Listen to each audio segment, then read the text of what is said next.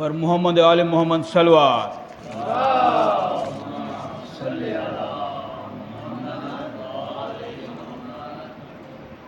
कुरान शरीफ में इरशाद होता है इन्नल्लाह युहिब्बुत तवाबीन, बेशक अल्लाह तौबा करने वालों को पसंद करता है। बेत एक सिंध के मरूफ शायर शाह अब्दुल लतीफ़ भिटाई का, जो जग त लोध्यास तू न लोध लज धनी, सिंधी में है मगर इसका मेरे ख्याल में मकसद समझ में आता होगा। इस्तग़फ़ार का जो है जग त लोध्यास तू न लोध लज धनी, कच्ची कमीनी कोझड़ी एबन भरी। वो बता रहा है बंदा जो है उसमें वो बिल्कुल कानों से कच्चा है, एब उसमें कमीना है और बहुत कुछ है। वो बोला कच्ची कमीनी कोझड़ी एबन भरी हुयास, पला तो पयास बख्श बदियूं बदकार जूं। तो मैं गुनाहगार था मगर आपके पास इस्तग़फ़ार लेके आया हूँ, तो अब मुझे माफ़ कर दो, जो भी गुनाह मैंने किए हैं वो माफ़ कर दो। आज कलमात हिकमत 417 पर जो है वो किसी शख्स ने मौला अली अलैहिस्सलाम के सामने अस्तग़फ़िरुल्लाह कहा, तो मौला ने उसे मुखातिब होते फरमाया कि तेरी माँ तुझ पर रोए, तू जानता भी है कि इस्तग़फ़ार क्या है। मौला ने उस शख्स की कम इल्मी पर उस पर सवाल कर डाला था। उसकी कम इल्मी थी तो उसने इस्तग़फ़ार कहा था, उसको दिल से तो वो था नहीं, तो उसने उसकी कम इल्मी थी, उस पर एक सवाल कर डाला कि तुम्हें पता है कि इस्तग़फ़ार क्या है। हाँ, शख्स वो जवाब देने से तो कासिर था। तब मौला ने उसके सामने इस्तग़फ़ार के मतलब को डिटेल में पेश किया कि मफ़हूम ना सिर्फ उस शख्स के लिए बल्कि क़यामत तक के इंसान ज़ात के समझने के लिए ये मौला ने तोहफ़ा दिया हमें। मौला ने क्या इस्तग़फ़ार के कहा 6 मतलब हैं। पहला, इस्तग़फ़ार मतलब माजी में किए गए गुनाहों पे शर्मिंदगी। हमने जो भी माजी में गुनाह किए होते हैं उन पे हमें शर्मिंदगी नहीं होती। कभी कभार तो इस तरह होता है कि हम गुनाह करके और बाद में दोस्तों से उस पे हम अकड़ करते हैं कि हमने फ़लाँ गुनाह किया, हालांकि ये फिर गुनाह कबीरा में शामिल हो जाता है। तो ये उसे रसूल खुदा फरमाते हैं शर्मिंदगी तौबा है। बहरुल अनवार में इमाम जाफ़र सादिक़ अलैहिस्सलाम फरमाते हैं कि जिसने गुनाह किया फिर नादिम हुआ, अल्लाह ताला उसको माफ़ कर देता है, उसूल काफ़ी में। और इसका जो दूसरा इस्तग़फ़ार का दूसरा मतलब है तौबा ताइब होना, आइंदा कभी भी किसी गुनाह के ना करने का अज़म करना। अभी उसने तौबा तो कर ली है मगर वो अज़म करना है उसको, तो वो कभी भी दोबारा गुनाह नहीं करेगा। कुरान मजीद में अल्लाह ताला इरशाद फरमाता है कि ए ईमान वालो, अल्लाह की तरफ ऐसे खालिस तौबा करो जो गुनाह की तरफ दोबारा ना ले जाए। इमाम जाफ़र सादिक़ अलैहिस्सलाम फरमाते हैं कि जब बंदा गुनाह करने के बाद इस्तग़फ़ार कहता है लेकिन गुनाह दोहराने का इरादा रखता है तो वो खुद को धोखा देता है।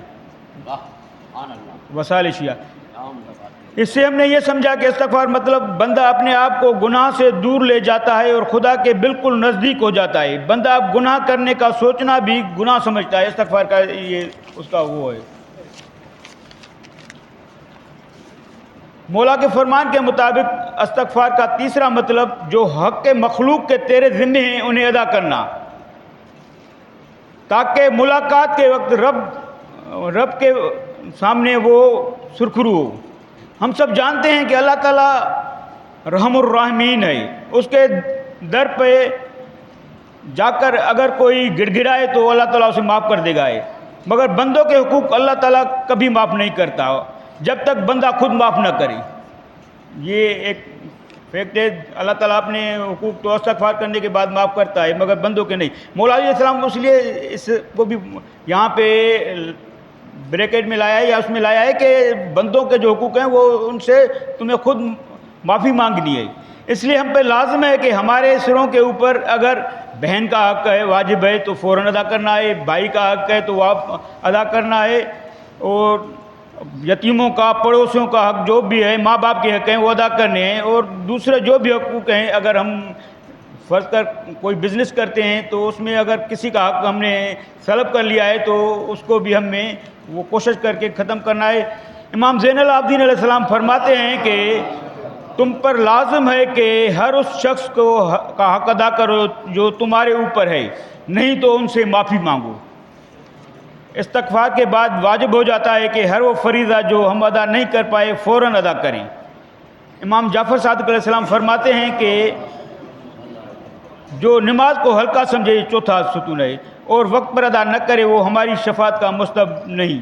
وسائل شیعہ میں مگر مولا علیہ السلام ہمیں ایک نسخہ خطبہ نمبر 198 میں دیتے ہیں کہ تقوی الہی تمہارے دلوں کی بیماری کی دوا ہے اور تمہارے اندھے پن کی بصارت ہے۔ ہمیں مولا علیہ السلام فرماتے ہیں تقوی الہی تمہارے دلوں کی بیماری کی دوا ہے اور تمہارے اندھے پن کی بصارت ہے۔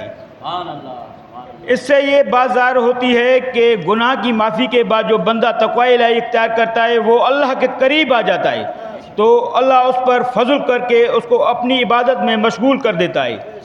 اب یہ بندہ اپنے بقایا فرائض بھی ادا کرتا ہے اور باقی زندگی بندگی میں گزارتا ہے۔ استغفر اللہ کا پانچواں مطلب، استغفر اللہ کہنے کے بعد جو گوشت حرام کمانے سے پیدا ہوتا ہے اسے رنج و غم کے ذریعے پگھلانا اور نیا گوشت حلال سے آ جائے۔ حرام کی کمائی سے پیدا ہونے والا گوشت انسان کے جسم پر اثر ڈالتا ہے، اس وجہ سے دعا، عبادت، روحانی کمزوری ہو جاتی ہے۔ اس لیے اب اس کو ختم کرنے کے لیے سخت مشقت، حلال روزی، عبادت الہی میں وقت گزار کر ختم کیا جا سکتا ہے، جس کے لیے قرآن میں حکم ہے کہ اے رسول پاکیزہ چیزیں کھاؤ اور نیک عمل کرو۔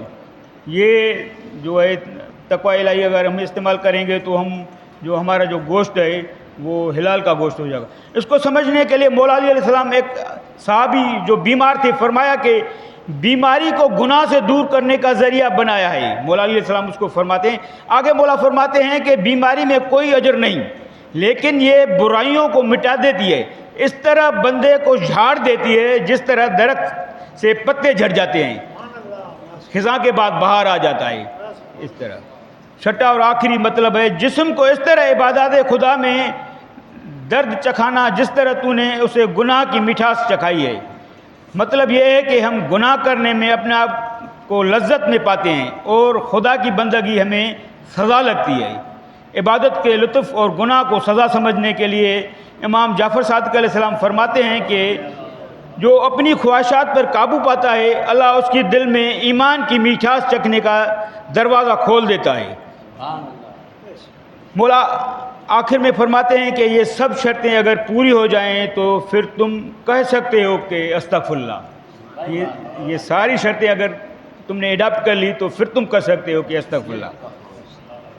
ہاں، آخر میں نچوڑ یہ ہے کہ استغفار بندے کو دین اسلام پر لانے، عمل پیرا کرنے کا مکمل پیکیج ہے۔ جس نے استغفار تہ دل سے کر لیا کہ وہ دین اسلام پہ آ گیا، اس کے بعد وہ واپس نہیں پلٹ سکتا۔ استغفار الفاظ نہیں بلکہ اپنے آپ میں تبدیلی لانے کا نام ہے، یہ ایک انقلاب ہے۔ السلام علیکم ورحمۃ اللہ وبرکاتہ۔